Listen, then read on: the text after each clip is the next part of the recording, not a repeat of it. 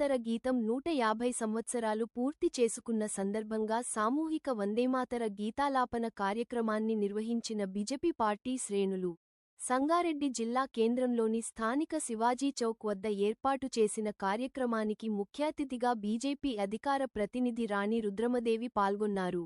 వివిధ పాఠశాలల, కళాశాల నుంచి త్రివర్ణ పతాకాలతో విద్యార్థులు పాల్గొన్నారు. వందేమాతరం స్ఫూర్తి ప్రతి భారతీయుడిలో నిండి ఉందని, స్వతంత్ర సంగ్రామంలో అసువులు బాసిన మహనీయుల చరిత్ర అఖండ భారతావనిని సాధించుకోవడానికి వారధి అని ఆమె పేర్కొన్నారు. మోడీ విధివిధానాల వల్ల 2047 వరకు భారతదేశం విశ్వగురువుగా అభివృద్ధి చెందుతుందని, ఒకనాడు మన దేశాన్ని చిన్నచూపు చూసిన అగ్రదేశాలన్నీ ప్రస్తుతం మన దేశం వైపు నిలిచేలా మోదీ దేశాన్ని అభివృద్ధి చేస్తున్నారని రాణి రుద్రమ అన్నారు.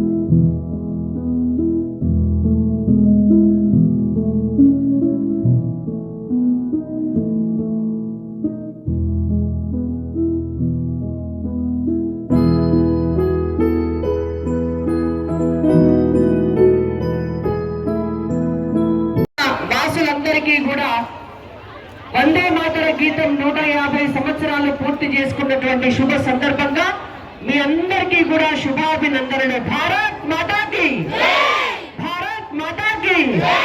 స్వతంత్ర సమర యోధులందరినీ కూడా గుర్తు చేసుకోవాల్సినటువంటి తరుణం ఇది. ఎందుకంటే మనందరికీ కూడా అంటే మాకంటే మీరు ఇంకా చిన్నపిల్లలు కాబట్టి ఇప్పుడున్నటువంటి పిల్లలందరికీ కూడా వందే మాతరం జనగణమన అనేటువంటి గేయాలను కేవలం మనం ఆగస్టు 15 నాడో జనవరి 26 నాడో పాడుకుంటాం అనేటువంటి విషయమే చాలా మందికి తెలుసు.